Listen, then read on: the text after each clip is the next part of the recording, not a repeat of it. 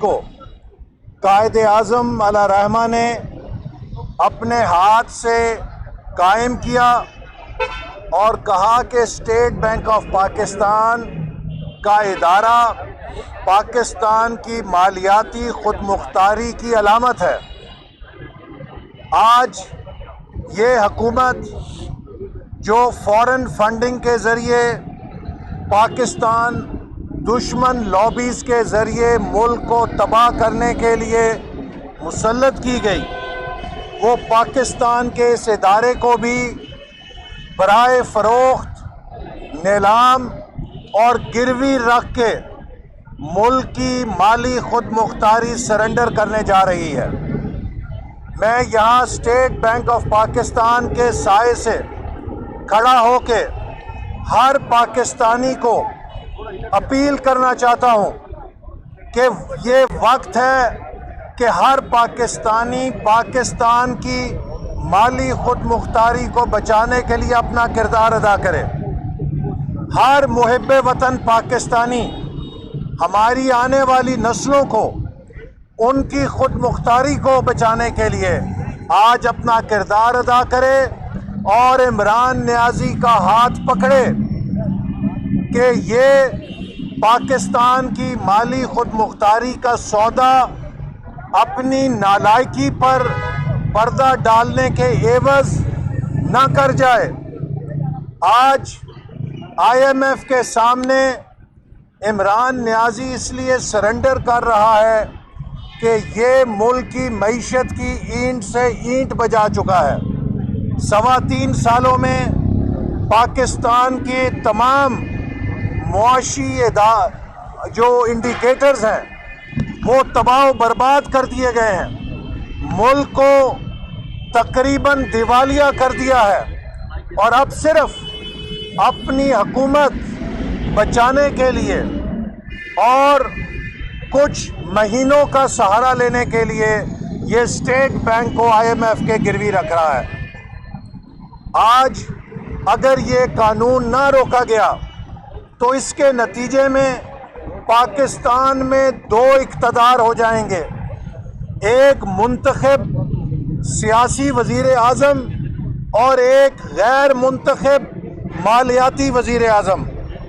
جو سیاسی وزیر اعظم ہوگا وہ پارلیمنٹ کو جواب دہ ہوگا، وہ 22 کروڑ عوام کو جواب دہ ہوگا، لیکن جو غیر منتخب مالیاتی وزیر اعظم گورنر اسٹیٹ بینک کی صورت میں مسلط ہوگا وہ پاکستان میں کسی کو جواب دہ نہیں ہوگا، وہ صرف IMF کو جواب دہ ہوگا۔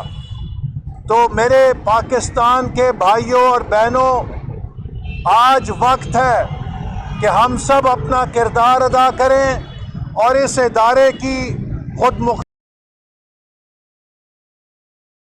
پاکستان کی مالی خود مختاری کو بیرونی اداروں کے یرغمال بننے سے روکیں۔ یہ ایجنڈا ان لوگوں کا ہے جنہوں نے فورن فنڈنگ کے ذریعے عمران خان کو اس ملک پہ برسر اقتدار لا کے مسلط کیا ہے۔ آج یہ بات ثابت ہو گئی ہے کہ عمران نیازی جس نے ایمانداری کا میک اپ کیا ہوا تھا، قوم کو ہر وقت شفافیت کا درس دیتا تھا، جب فورن فنڈنگ کیس کی رپورٹ آئی اس کا میک اپ اترا تو اندر سے ایک نہایت بھیانک کرپشن کا، منی لانڈرنگ کا اور پاکستان دشمن لابیز سے بیرونی فنڈنگ حاصل کرنے کا چہرہ سامنے آیا ہے۔ اور وہ شخص جو افغانستان میں امریکہ کی مداخلت کی خلاف ورزی یا مخالفت میں بیانات دیا کرتا تھا، پتہ چلا کہ وہ نیٹو کے کانٹریکٹر سے بھی چندے لیا کرتا تھا، اور ان نیٹو کے کانٹریکٹرز کو انعام کے طور پہ بڑے بڑے ہوٹل بنانے کے منصوبے بھی عمران نیازی نے دیے ہیں۔ تو آج پاکستانی قوم سوال کرنا چاہتی ہے، ہمارے انصاف کے اداروں سے پوچھنا چاہتی ہے کہ اگر 22 کروڑ عوام کے ایک منتخب وزیر اعظم کو اس بنا پہ نااہل کر دیا گیا کہ اس نے اپنے بیٹے کی کمپنی سے 10,000 درہم کی تنخواہ وصول نہیں کی اور اسے اپنے اثاثوں میں ظاہر نہیں کیا، تو وہ وزیر اعظم جس نے کروڑوں اربوں روپے کی بیرون ملک مقیم پاکستانیوں کے چندوں میں بددیانتی کی، غبن کیا، فراڈ کیا، الیکشن کمیشن کو دھوکہ دیا، قوم کو دھوکہ دیا، غلط سٹیٹمنٹس کو سائن کر کے دیا، آج قوم ثاقب نثار صاحب سے بھی پوچھنا چاہتی ہے، کیا صادق اور امین اسے کہا جاتا ہے کہ جو جھوٹے بیانات الیکشن کمیشن کو دیتا ہے، جو جھوٹی دستاویزات پہ دستخط کرتا ہے؟ کیا صادق اور امین اسے کہا جاتا ہے جو سادہ لوگ بیرون ملک مقیم پاکستانیوں سے چندے بٹورتا ہے اور انہیں خفیہ بینک کے کھاتوں میں چھپا کر ان سے اللہ تللے کرتا ہے، ان سے ذاتی مقاصد کے لیے ان فنڈز کو استعمال کرتا ہے؟ کیا صادق اور امین کی تعریف پہ وہ شخص بھی آتا ہے کہ جو جھوٹی چارٹرڈ اکاؤنٹنٹ فرم سے سٹیٹمنٹس جاری کرواتا ہے، جو کروڑوں روپے کی مس ڈیکلیریشن کرتا ہے؟ یہ سوال ہے جو پاکستان کے عوام پاکستان کے عدالتی نظام سے پوچھنے پہ مجبور ہو گئے ہیں۔ اگر ایک وزیر اعظم کو اس بنا پہ نااہل کر دیا گیا کہ اس نے اپنے بیٹے کے 10,000 درہم کی تنخواہ وصول نہیں کی، تو جس نے پاکستانی قوم کے کروڑوں اربوں روپے پہ ڈاکہ ڈالا، جس نے پاکستان دشمن لوگوں سے چندے وصول کیے، جس نے مس ڈیکلیریشن کی، جس نے قوم سے دھوکہ کیا، اس کو کیسے نااہل نہیں کیا جاتا؟ عمران نیازی کا ایک ایک دن اس منصب کے اوپر اب بیٹھنا الیکشن کمیشن کی اسکروٹنی کمیٹی کی رپورٹ کے بعد ہمارے نظام عدل کے اوپر ایک بہت بڑا قرض ہے۔ سوال ہے کہ ہم ایک فائنینشل مجرم کو، جس نے منی لانڈرنگ کی، جس نے کرپشن کی، جس نے اپنے پارٹی کے ملازموں، کمپیوٹر آپریٹرز، چپڑاسیوں کے نام پر پیسے منگا کر ان سے پیسے کھائے، ان سے پیسے واپس لے کے ذاتی مقاصد کے لیے استعمال کیے، یہ کام اس نے اپنے کسی کاروبار کے لیے نہیں کیا، یہ دھندا اس نے بیرون ملک مقیم پاکستانیوں کے چندوں کے ساتھ کیا ہے، جو کہ انتہائی قابل مذمت ہے۔ اور آج وقت آ گیا ہے کہ اس فراڈ کو، اس دھوکے کو جو پاکستانی قوم کے ساتھ کیا گیا ہے، اس کا حساب لیا جائے۔ اور میں مطالبہ کرتا ہوں کہ عمران نیازی فوری طور پہ مستعفی ہو، چونکہ یہ مطالبہ کیا کرتا تھا کہ وزیر اعظم اگر اپنے عہدے پہ بیٹھا رہے گا تو وہ تحقیقات پہ اثر انداز ہو سکتا ہے۔ عمران نیازی صاحب، آپ کا اپنا جو پیمانہ ہے، آپ نے جو اپنا مورل سٹینڈرڈ قائم کیا تھا کہ اگر وزیر اعظم پر الزام ہو تو وزیر اعظم کو استعفیٰ دے کر آزادانہ تحقیقات کا راستہ ہموار کرنا چاہیے، تو اب تاریخ آپ کی طرف دیکھ رہی ہے۔ فوری طور پر عمران خان کو استعفیٰ دے کر فورن فنڈنگ کیس کی آزادانہ تحقیقات کا موقع فراہم کیا جانا چاہیے۔ اور اب ہمیں پتہ چلا کہ یہ اسٹیٹ بینک کے قانون کو کیوں نہیں روک سکتا، اس لیے کہ اسٹیٹ بینک کے اس قانون کے عوض یہ گورنر اسٹیٹ بینک سے اپنے لیے ایمانداری کا سرٹیفکیٹ لینا چاہتا ہے۔ عمران نیازی اس وقت اسٹیٹ بینک کی اسکروٹنی کے نیچے ہے۔ اسٹیٹ بینک ان تمام فورن فنڈنگ کی تفصیلات اس کے قابو میں ہیں۔ عمران نیازی اسٹیٹ بینک کی خود مختاری کے اس قانون کو پاس کر کے گورنر اسٹیٹ بینک کو خوش کرنا چاہتا ہے تاکہ وہ گورنر اسٹیٹ بینک کے ذریعے کلین چٹ لے سکے۔ ہم یہ گورنر اسٹیٹ بینک کے ذریعے این آر او لے سکے۔ ہم یہ دھاندلی نہیں ہونے دیں گے۔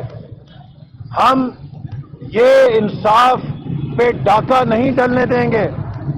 آج عمران نیازی اسٹیٹ بینک کا مجرم ہے اور اسٹیٹ بینک کا مجرم اسٹیٹ بینک کی خود مختاری کا قانون پاس کر کے گورنر اسٹیٹ بینک سے اس کو خوش کر کے اپنے حق میں فیصلہ لینا چاہتا ہے۔ یہ نہیں ہو سکتا۔ میں سپریم کورٹ کے چیف جسٹس سے مطالبہ کروں گا، یہ پاکستان کی تاریخ کا کرپشن کا اہم ترین کیس ہے۔ فوری طور پہ وزیر اعظم کو ان کے عہدے سے علیحدہ کیا جائے، کیونکہ عمران نیازی خود کو اس کرپشن سے بچانے کے لیے اسٹیٹ بینک کا سودا کر رہا ہے۔ یہ اسٹیٹ بینک کو گروی رکھ رہا ہے تاکہ فورن فنڈنگ کیس میں یہ اسٹیٹ بینک سے کلین چٹ لے سکے۔ ہم یہ سودا نہیں ہونے دیں گے۔ ہم پاکستان کی خود مختاری پہ عمران خان کی کرپشن کا سودا نہیں ہونے دیں گے۔ عمران خان کو جواب دینا پڑے گا، قوم کو جواب دینا پڑے گا، اوورسیز پاکستانیز کو جواب دینا پڑے گا۔ اور میں اوورسیز پاکستانی سے شرمندہ ہوں کہ ہم نے ایک ایسا سیاستدان پاکستان میں پیدا کیا جس نے اوورسیز پاکستانیز کی خون پسینے کی کمائی کو ان سے بٹورا، ان کو کسلا کے ان سے حاصل کیا اور اس کو غبن کر کے اپنے مقاصد کے لیے استعمال کیا۔ میں اوورسیز پاکستانی سے معذرت کرتا ہوں اور وعدہ کرتا ہوں کہ ان کے مجرم عمران نیازی کو، جس نے ان کے پیسوں پہ ڈاکہ ڈالا، ان کے پیسوں میں غبن کیا، ہم اس کو قانون کے کٹہرے میں کھڑا کر کے ایک ایک پائی کا حساب لیں گے۔ آج منی بجٹ کے صورت میں جو پاکستان پر عذاب مسلط کیا جا رہا ہے، ہم اس کی بھی مخالفت کریں گے اور ڈٹ کے کریں گے۔ اور میں پی ٹی آئی کے ہر ایم این اے کو اور پی ٹی آئی کے ہر ایم این اے کے ووٹر کو کہوں گا کہ آپ اپنے حلقے کے ایم این اے کو جا کر بتائیں کہ اگر آپ نے منی بجٹ اور اسٹیٹ بینک کی خود مختاری کے سودے پر ووٹ دیا تو آپ کو پاکستان کی تاریخ میر صادق اور میر جعفر کے نام سے پکارے گی۔ ان پی ٹی آئی کے نمائندوں کو ہر پاکستانی کا فرض ہے کہ جا کر بتائے کہ جو پی ٹی آئی کا نمائندہ پاکستان کے مفاد کا سودا کرے گا، عمران نیازی کی نالائکی اور ناکامی کے عوض غریبوں پہ 350 ارب کا بوجھ ڈالے گا اور اسٹیٹ بینک کو بیچے گا، اس کا محاسبہ اس کے ووٹر کریں گے۔ میں پی ٹی آئی کے ووٹرز کو بھی، سیاست ایک طرف، مسلم لیگ نون، پیپلز پارٹی اور پی ٹی آئی کی تقسیم ایک طرف، ہم سب پہلے پاکستانی ہیں۔ ہر پی ٹی آئی کے ووٹر کا فرض ہے کہ وہ اپنے نمائندوں کو پاکستان کے مفاد سے کھیلنے سے روکے، اور یہ ادارہ جو قائد اعظم کی نشانی ہے، جسے قائد اعظم نے پاکستان کی مالیاتی خود مختاری کی علامت قرار دیا، اس کی شناخت اور اس کے کردار کو سودا ہونے سے بچائیں، IMF کا غلام ہونے سے بچائیں۔ یہ ادارہ پاکستان کے عوام کی پراپرٹی ہے اور پاکستان کے عوام کی پراپرٹی رہنی چاہیے۔ احسان اقبال صاحب یہ بتا دیں کہ ICPR کے پریس کانفرنس کے بعد جو انہوں نے واضح کہہ دیا تھا کہ نہ وہ نواز شریف سے ڈیل کر رہے ہیں، نہ وہ جو سولین حکومت کے ساتھ وہ جدا ہو رہے ہیں، مطلب واضح ہو گیا۔ اب کیا نواز شریف جو ہفتوں میں ان کی آمد کی، کیا وہ نواز شریف واپس آ رہے ہیں؟ اور یہ بھی اطلاعات ہیں کہ نواز شریف جو ہے نا مارچ میں جو دھرنا ہے اس کو لیڈ کرنے جا رہے ہیں، تو کیا حکمت عملی ہے اس کے بعد؟ دیکھیے، میں یہ بات کئی دفعہ کہہ چکا ہوں، مسلم لیگ نون ڈیل کی سیاست پہ یقین نہیں رکھتی۔ مسلم لیگ نون ووٹ اور آئین کی سیاست پہ یقین رکھتی ہے۔ ہم نے 101 دفعہ کہا ہے کہ ہماری کسی سے کوئی ڈیل نہیں ہے، لیکن ہماری بات کوئی سنتا نہیں ہے۔ میں شکر گزار ہوں DGISPR کا کہ انہوں نے بھی واضح کر دیا ہے کہ ان کی ہمارے ساتھ کوئی ڈیل نہیں ہے۔ ہم تو پہلے ہی کہتے تھے ہماری ان کے ساتھ کوئی ڈیل نہیں ہے، تو اب انہوں نے بھی کہہ دیا ان کی ہمارے ساتھ کوئی ڈیل نہیں، تو یہ بڑا ری ایشورنگ ہے۔ مسلم لیگ نون کی ڈیل صرف پاکستان کے 22 کروڑ عوام کے ساتھ ہے کہ ہم نے اس ملک میں آئین کو بالادست کرنا ہے، ووٹ کی عزت کو منوانا ہے، آزاد منصفانہ الیکشن کرنے ہیں اور اس ملک کو آئین کے مطابق چلانا ہے۔ یہ بتائیے گا احسان اقبال صاحب کے موجودہ صورتحال میں آپ کہہ رہے ہیں کہ آپ ڈیل نہیں کر رہے، ایک ادارے کا ترجمان کہہ رہا ہے کہ ہم ڈیل ہونے نہیں دے رہے، تو آپ یہ بتائیں کہ یہ ڈیل کر کون رہا ہے؟ کوئی تو کوئی ڈیل کر رہا ہوگا، کوئی بات تو ہو رہی ہوگی رہی ہے جی، اس کی وضاحت کر دیں۔ بالادستی کی بات کی، میاں شہباز شریف خود پارلیمنٹ میں جب انتہائی عوام دشمن بجٹ آپ لوگوں کو بقول آ رہا ہے منی بجٹ، اس موقع پر اہم مواقع پر موجود نہیں ہوتے، کیا وجہ ہے کہ نون لیگ کی قیادت ایسے مواقع پر غائب ہو؟ یہ بتائیے گا کہ ڈیل کر کون رہا ہے جی، بتائیے۔ دیکھیے، پہلی بات یہ ہے کہ اس ملک کے اندر ڈیلوں کی سیاست نے اس ملک کو یہاں تک پہنچایا ہے۔ اسی لیے نواز شریف صاحب کا اور مسلم لیگ نون کا دو ٹوک موقف ہے کہ اب ہمیں ڈیلوں کی سیاست کو دفن کرنا ہے، عوام، آئین اور ووٹ کی سیاست کو بالادست کرنا ہے۔ ڈیل کون کر رہا ہے، اس بات کا جواب وہی دے سکتا ہے جو ڈیل کر رہا ہے۔ ہم کوئی نہ ڈیل کر رہے ہیں نہ کوئی ڈیل کرنا چاہتے ہیں، تو لہذا ہم ڈیل کے کسی سودے سے باخبر نہیں، کیونکہ ہم ڈیلوں کی منڈی کا رخ ہی نہیں کرتے۔ جو بات آپ نے کہی، منی بجٹ اور اسٹیٹ بینک کا لا ابھی لے ہوا ہے، اس پہ بحث ہوگی اور اس پہ ووٹنگ ہوگی، اور اپوزیشن کی لیڈرشپ پوری تعداد میں وہاں پر ڈٹ کر اس کی مخالفت کرے گی۔ میں کل MQM سے بھی ملا ہوں، ان کو بھی درخواست کی ہے کہ وہ مڈل کلاس اور غریبوں کی جماعت ہے کہ آئیے آپ بھی ہمارا ساتھ دیں، ہم اس منی بجٹ اور اسٹیٹ بینک کے سودے کا راستہ روکیں۔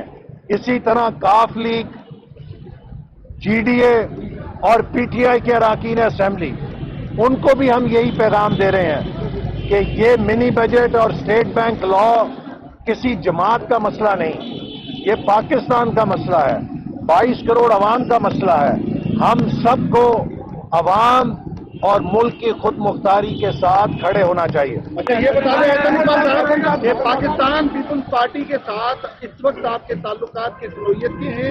پارلیمنٹ کے اندر تو آپ لوگ ایک ساتھ ہیں، باہر جو آپ دھرنا دینے جا رہے ہیں مارچ والا، اور اس میں بھی ان کو دعوت دیں گے یا کیا پلان ہے؟ احسان صاحب، آپ مسلم لیگ نون کی تردید ہے کہ کوئی ڈیل نہیں ہو رہی، ISPR نے بھی تردید کی، آپ لوگوں کی اسٹیبلشمنٹ سے ڈیمانڈ کیا ہے کہ ان کا کریکٹر کیا ہونا چاہیے؟ دوسرا، آپ نے صاحب کی بات کی تو آپ لوگوں کی گورنمنٹ کل آتی ہے تو کیا عمران خان اور ان کے وزراء کے خلاف بھی اسی طرح صاحب کے کیسز بنائے جائیں گے؟ اصل میں یہ بتائیے گا کہ پاکستان ہمیشہ انتہائی مجبوری میں IMF کے پاس جاتا ہے، اگر آپ کی حکومت ہوتی تو اسٹیٹ بینک کی خود مختاری کو کس طرح ڈیل کرتے، کیسے نکلتے؟ ایک اور سوال کہ اسحاق ڈار جو ماضی میں آتی کے تھے، انہوں نے اسٹیٹ بینک کے گورنر کو ڈیٹیکٹ کرتے رہے، تو اس پر جو ہے مختلف صاحب نے بھی ان کی پالیسی کو غلط قرار دیا، تو آپ اس پر کیا کہیں گے؟ دونوں سوال کا جواب دیں۔ دیکھیے، پاکستان IMF کے پاس پہلی دفعہ نہیں گیا، کئی دفعہ جا چکا ہے۔ ہر دفعہ اسٹیٹ بینک کے بارے میں IMF نے اس سے ملتے جلتے مطالبات کیے ہیں، لیکن کبھی کسی حکومت نے ان مطالبات کو تسلیم نہیں کیا جو عمران نیازی صاحب کر رہے ہیں۔ 98 میں مسلم لیگ نون کی حکومت نے ایک اٹانومی آف اسٹیٹ بینک کا لا منظور کیا تھا، جس کے تحت اسٹیٹ بینک کو مانیٹری پالیسی چلانے، پاکستان کے فائنینشیل سیکٹر، پاکستان کے بینکس کو ریگولیٹ کرنے، اس کے چیف ایگزیکٹوز کو اپوائنٹ کرنے، اور جو بھی مالیاتی معاملات ہیں اس کی مکمل خود مختاری حاصل ہو چکی تھی۔ اس کے بعد ہم نہیں سمجھتے کہ ملک کے خود مختاری کے مفاد میں ہے کہ جس قسم کے اختیارات اب گورنر اسٹیٹ بینک کو دیے جا رہے ہیں کہ وہ ایک غیر منتخب مالیاتی وزیر اعظم ہو جو پاکستان کے عوام کو نہیں بلکہ IMF کو جواب دہ ہوں، چونکہ وہ IMF کے بورڈ آف گورنر کے ممبر بھی ہوتے ہیں، تو ان کی جواب دہی پاکستان میں کسی کے سامنے نہیں ہوگی۔ وہ IMF کے بورڈ کو جواب دہ ہوں گے اور ان کے ذریعے پاکستان کی معیشت کو چلائیں گے۔ ہم اس قسم کی خود مختاری کے حق میں نہیں ہیں۔ اور ساتھ میں آپ نے کہا نہیں مسلم لیگ کیا مانگ رہا تھا؟ نہیں، مسلم لیگ کی اسٹیبلشمنٹ سے کیا ڈیمانڈ کیا ہے؟ مسلم لیگ نون کی ایک ہی ڈیمانڈ ہے کہ اس ملک کو آئین کے مطابق چلایا جائے۔ پاکستان کی فوج، پاکستان کے انٹیلیجنس کے ادارے، ہمارے قومی ادارے، ان کے اوپر کسی قسم کی سیاست کا شائبہ یا شبہ بھی نہیں پڑنا چاہیے، تاکہ جو پاکستان کے سیکیورٹی چیلنجز ہیں ان کے لیے ہمارے قومی دفاعی ادارے یکسوئی کے ساتھ کام کر سکیں۔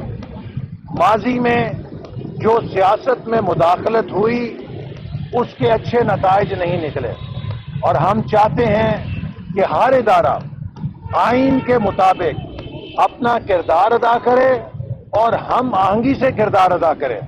ہم سب نے اپنے اپنے دائرہ کار میں مل کر کام کرنا ہے، پاکستان کو ان مشکلات سے نکالنا ہے اور پاکستان کو ایک عظیم مملکت بنانا ہے جس کا خواب قائد اعظم نے دیکھا تھا۔ تعلقات کیسے ہیں؟ پیپلز پارٹی سے ہمارے پارلیمنٹ میں متحدہ اپوزیشن کے حیثیت میں اچھے تعلقات ہیں۔ انہوں نے PDM سے اپنی راہ جدا کی، یہ ان کا فیصلہ تھا۔ ہم نہیں چاہتے تھے کہ وہ ہم سے راہ جدا کریں، لیکن اگر انہوں نے راہ جدا کی ہے یہ ان کا فیصلہ ہے۔ البتہ پارلیمنٹ کے اندر ہماری مسلسل کوشش ہے کہ اپوزیشن مل کر حکومت کے غیر آئینی عوام دشمن اقدامات کا مقابلہ کرے، اور ہم انشاءاللہ یہ کریں گے۔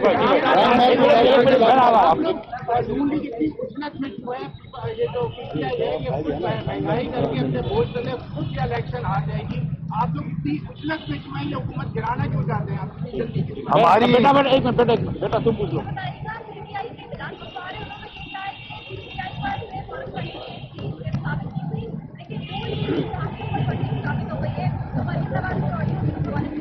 دیکھیے، جو اسکروٹنی کمیٹی کی رپورٹ ہے اس میں ہر چیز روز روشن کی طرح صاف ہو کر آ گئی ہے کہ PTI نے غبن کیا ہے، اور غبن کی جتنی بھی شکلیں ہیں وہ سب فراڈ کی ہیں۔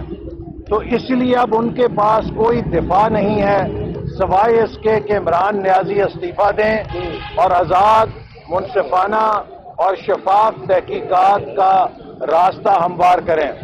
مسلم لیگ نون پہ آج سے 1 سال پہلے سے الیکشن کمیشن نے PTI کو کہا ہے کہ آپ کی جو شکایت ہے اس کی حمایت میں کوئی ثبوت پیش کریں۔ آج تک PTI مسلم لیگ نون کے خلاف ممنوع فنڈنگ کا ایک بھی ثبوت پیش نہیں کر سکی۔ وہ صرف پریس کانفرنسیں کرتے ہیں، بیانات دیتے ہیں۔ میں نے کل بھی اس فیصلے کی ٹویٹ کی ہے جس میں 1 سال پہلے انہیں کہا گیا کہ اگر آپ کے پاس مسلم لیگ نون کے خلاف کوئی ثبوت ہے تو آپ وہ پیش کریں الیکشن کمیشن کو۔ آج تک انہوں نے وہ پیش نہیں کیا۔ PTI کے خلاف جو کارروائی ہوئی ہے وہ ان شواہد کی روشنی میں ہوئی ہے جو اکبر ایس بابر صاحب نے الیکشن کمیشن کو پیش کیے تھے. اگر پی ٹی آئی کے پاس ہمارے خلاف کوئی ایویڈنس ہے تو وہ پیش کرے, ہم اس کا جواب دیں گے. ہاں, ہم اجلت میں اس لیے ہیں کہ اگر پی ٹی آئی اسی رفتار سے پاکستان کی معیشت کو کنگال کرتی رہی تو 1.5 سال بعد خدا نہ خواستہ یہ نوبت نہ آ جائے کہ کوئی عزت دار شخص یا کوئی جماعت پاکستان کا وزیر اعظم کا عہدہ لینے کے لیے تیار نہ ہو. یہ عہدہ ایک جوتوں کا ہار بن جائے گا. یہ اتنے مشکلات میں ملک کو پھینک جائیں گے کہ ملک کو ان مشکلات سے نکالنا 5 سالوں میں بھی ناممکن ہو جائے گا. اس لیے جتنی جلدی ان کو رخصت کر کے ملک کو بچایا جائے اتنا پاکستان کے مفاد میں ہے. بتائیے گا, بلاول بھٹو نے کل جو ہے کہا ہے کہ اس حکومت کو گرانے کے لیے عدم اعتماد سینٹ میں بھی لائی جائے, قومی اسمبلی میں بھی لائی جائے, تو اس کے لیے مسلم لیگ کیا تیار ہے؟ آپ کچھ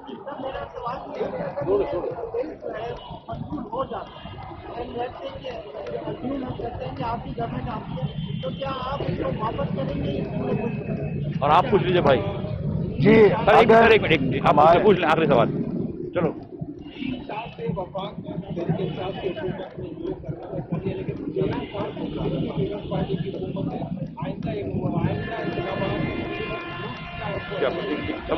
جی, آئندہ الیکشن میں مسلم لیگ نون سندھ کے اندر بھرپور انتخابات میں حصہ لے گی.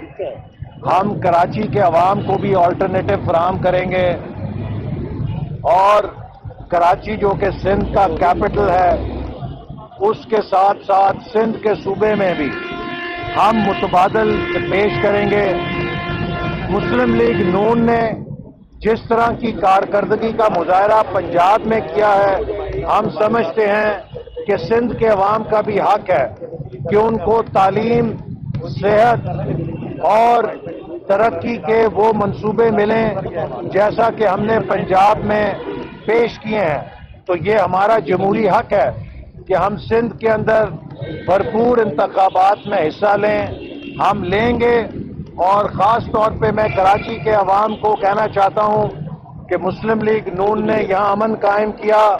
ہمارے 4 وعدے ہوں گے. کراچی کے عوام کو بجلی, کراچی کے عوام کو پانی, کراچی کے عوام کو امن اور کراچی کے عوام کو صفائی. یہ 4 چیزیں ہم دیں گے, اور مجھے یقین ہے کہ کراچی کے عوام میں اتنا انٹرپرائز ہے کہ یہ کراچی کو ٹوکیو کے مقابلے کا شہر بنا دیں گے اگر ان کو بنیادی انفراسٹرکچر حکومت فراہم کرے. واپس کریں گے ہماری. اگر جو قانون یہ بلڈوز کر رہے ہیں یہ خدا نہ خواستہ پاس کرتے ہیں تو یقیناً ہم اگر برسر اقتدار آئیں گے تو اس پہ نظر ثانی کریں گے. اسٹیٹ بینک کے لوگ آئے ہوئے ہیں, اسٹیٹ بینک کے یونین کے لوگ ادھر آئے ہوئے ہیں اور وہ کہہ رہے ہیں کہ گورنر صاحب نے ان سے وعدہ خلافی کری ہے, تو گورنر صاحب سے گزارش ہے کہ جو وعدے کریں یونین سے وہ پورے کرے جائیں.